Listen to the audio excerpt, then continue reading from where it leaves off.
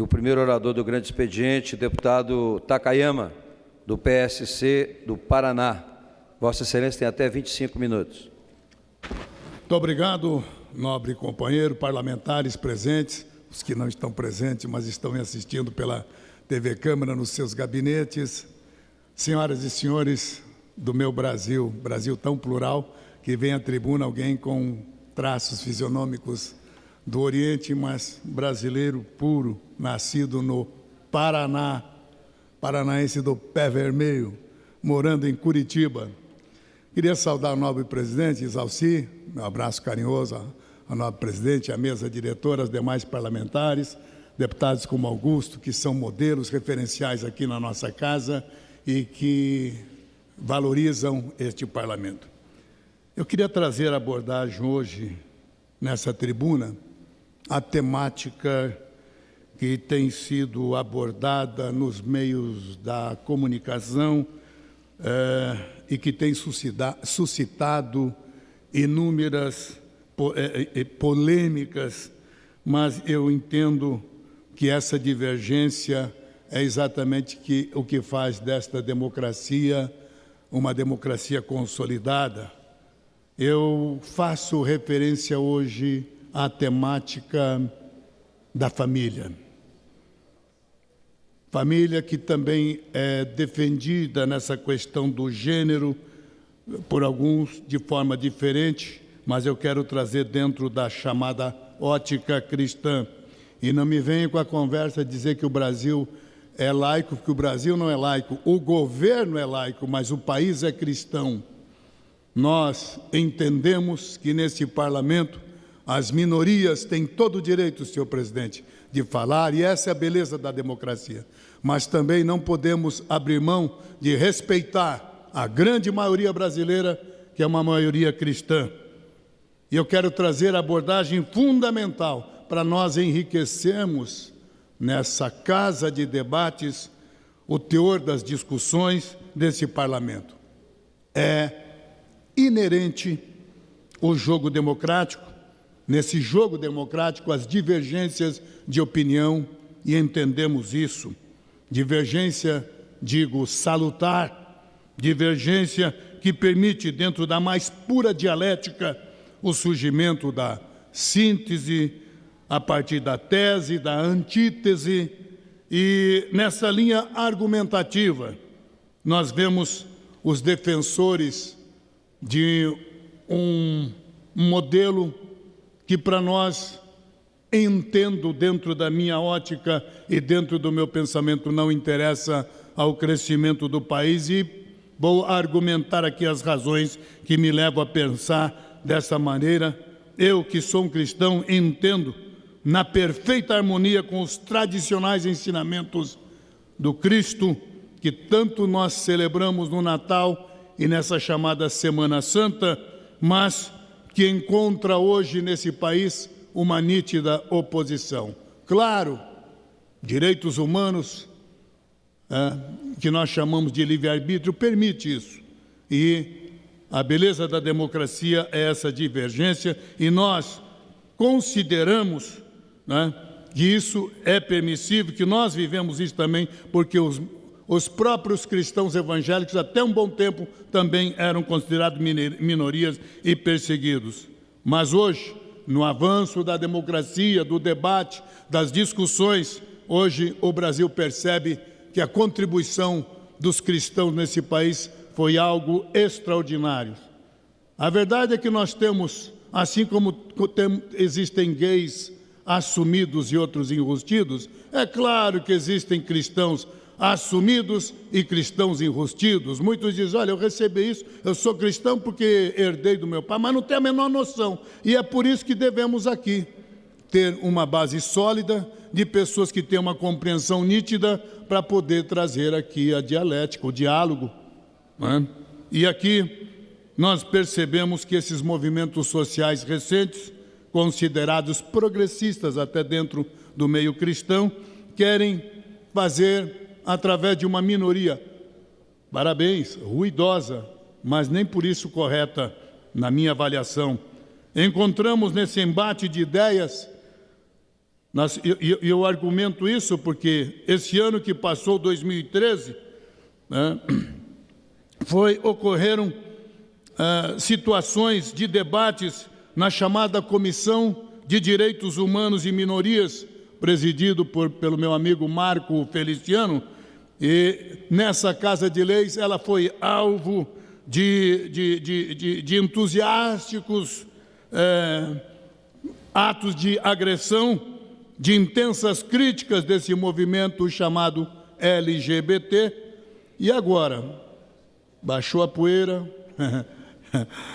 passado esses 365 dias, senhor presidente, eu acho que nós temos agora mais acalmados, podemos trazer aqui, passado esse calor do momento, de setores da imprensa que também ficaram. Claro, a imprensa quer ver o circo pegar fogo, porque notícia boa parece que não dá notícia. Então, querem, quanto mais o circo pegar fogo, mais jornal e periódicos vendem. O problema, então, minha gente, não reside na crítica em si. É um direito dos que defendem o LGBT fazer a sua crítica. Mas, então, o direito não é a crítica, mas é a maneira como ela é feita, a forma como tem sido exercida. E eu digo aqui, lamentavelmente, senhor presidente, vimos o trabalho de um colegiado nessa casa, quase paralisado pela real impossibilidade de realizar reuniões deliberativas e também de audiências públicas. E mais, por quê? Por quê, meus amigos? Vamos refletir, senhores do LGBT, assumidos e enrustidos, cristãos assumidos e enrustidos, repórteres que assumem a sua homossexualidade ou enrustidos. Por que que um deputado que é adepto dos valores, dos mais tradicionais valores escolhidos dentro de uma regra regimental, nenhum deputado veio aqui por outra razão, se não for pelo jogo democrático, escolhidos por setores dessa nossa sociedade, portanto, relativas a um princípio da proporcionalidade partidária. Por que é que um político, um deputado, não pode assumir a Comissão de Direitos Humanos ou presidi-la, só porque teve as suas atividades no passado, sob uma terrível pressão desse movimento aí barulhento, e que chegaram até a inviabilizar os trabalhos da casa. Então fica aqui, por que é que, se nós somos contra, somos homofóbicos? Ora, conversa mole, senhores, mas dizem aí, entre aspas, que o que vale no parlamento não é a verdade, de que o que vale na justiça não é verdade, é a versão. Eu lamento. Hoje temos expressões que dizem aí, verdade verdadeira. Que baita pleonasmo é esse? Eu não consigo entender essa verdade verdadeira. Nós podemos analisar, senhoras e senhores, que a pessoa que discorda dos ideais diferente dos dele é chamado de quê? Por exemplo, se eu discordo da forma da questão do, como é que é, opção de gênero, não sei se existe opção, ninguém opta no útero da mãe de ser homem, ser mulher. Ora, aí vem querer dizer que a cabeça é diferente. Eu acho que se nós pararmos para entender psicologicamente a questão, então é outra. Não estou aqui falando daqueles que realmente têm problemas psicossomáticos, ou então a questão de termos pessoas com deficiência, como existe outras pessoas com deficiência, paralisia, cegueira, temos também, com certeza, as pessoas com deficiência na área, vamos dizer, sexual, pode ter nascido hermafrodita, ninguém está questionando isso. Sabemos que existem, mas uma grande parte desse Brasil, daqueles que se dizem homossexuais e que não são na verdade apenas pessoas influenciadas na sua maturidade, na sua infância, na sua adolescência, numa fase em que estão sendo formados, por não conhecerem a questão sexual, acabam tomando caminhos que, infelizmente, alguns setores da imprensa querem deixar isso que corra de maneira livre. Não podemos. Né? E eu quero deixar aqui bem claro, que não temos nenhuma homofobia, o fato de discordarmos daqueles que acham que é certo. Né? Cada um defende o seu segmento. Desafio a imprensa investigativa e os demais companheiros que são favoráveis à homoafetividade a analisarem os 3.500 casos de assassinatos, portanto de homofobia, que nós cristãos somos contra. Desafio a verificar se houve um caso de assassinato de um cristão, católico ou evangélico, que tenha matado alguém por homofobia. Não há. O que houve são 92,7% desses casos foram praticados por parceiros homoafetivos, na sua intimidade, e não por cristãos. Os outros 7%, 6,8%, foram praticados por alguns malucos radicais, como skinheads e outros. Mas cristão não é homofóbico. Mas tentaram colocar a versão de que quem é contra a LGBT, ou pelo menos a sua prática, é homofóbico. Não há homofobia nisso. Bem, entendo sim, são legítimas as demandas do movimento LGBT. Ninguém está dizendo que vocês não têm o direito de gritar aqui. Ainda que tenha mas é um representante, a chamada minoria. Nós respeitamos, em nenhum momento ignoramos isso. Na Comissão de Direitos Humanos, nas entrevistas, em tudo.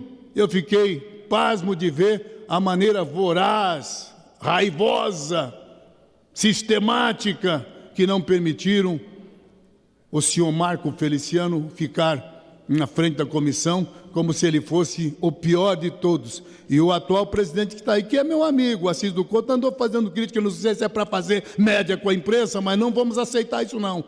Temos que viver pela verdade.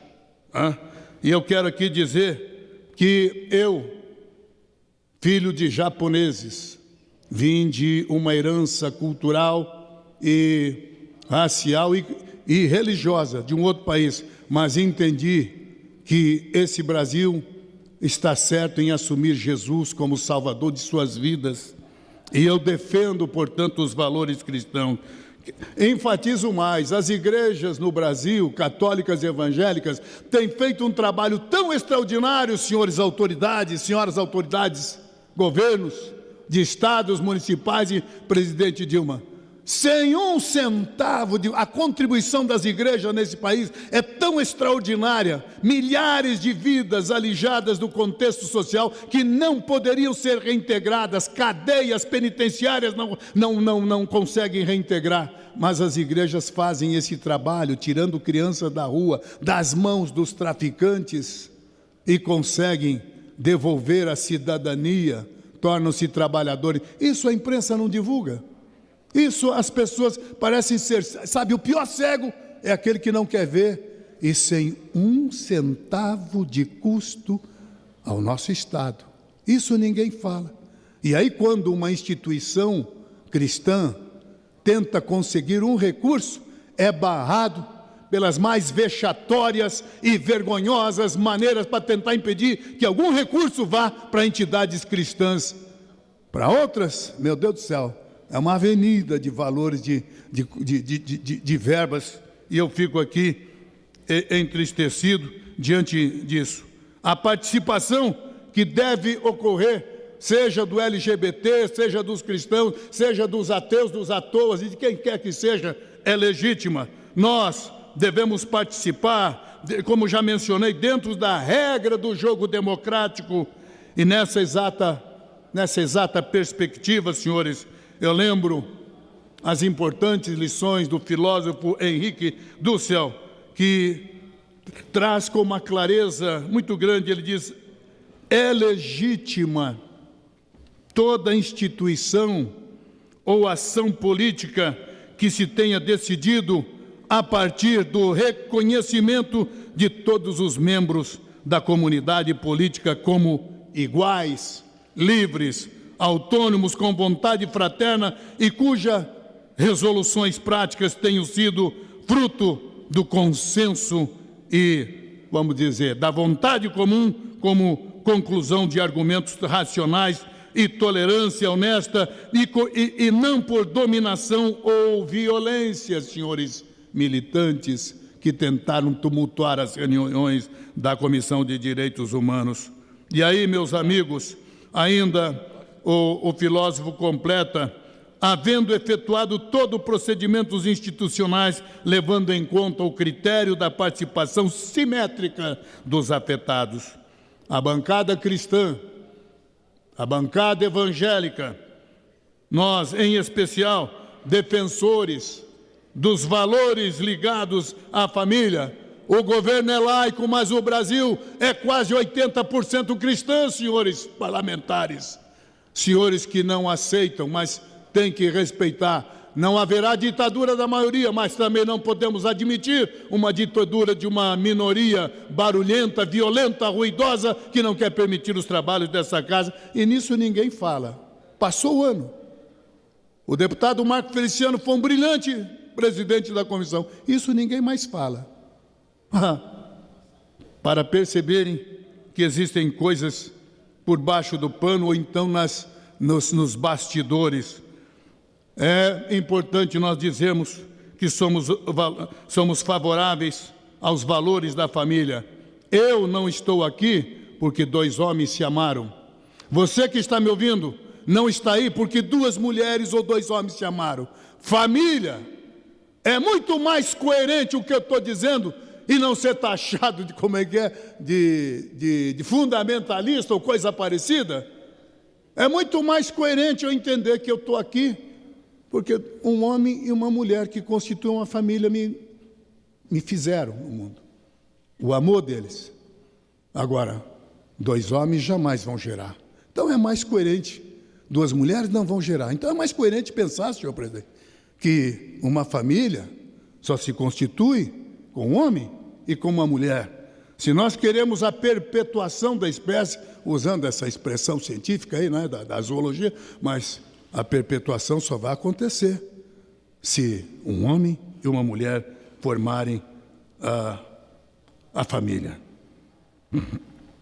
Muitas questões, eu diria algumas ilações, outras, vamos dizer, artificiais, que se pretende colocar, muitas vezes até à força, como, por exemplo, o dia da agenda de gênero também. Mas que gênero? Só existe masculino e feminino.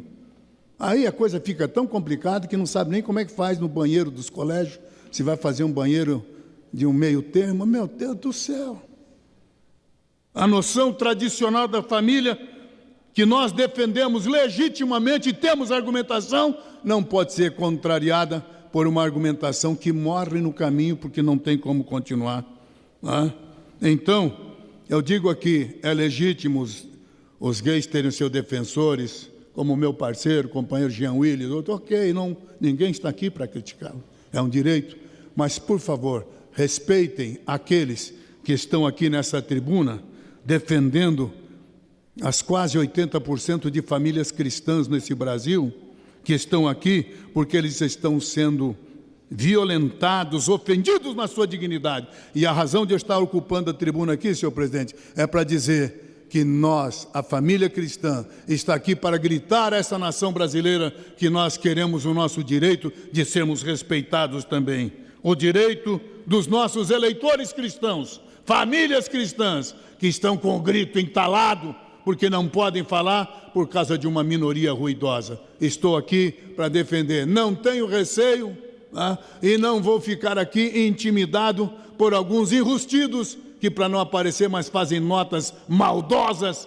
e maliciosas na imprensa.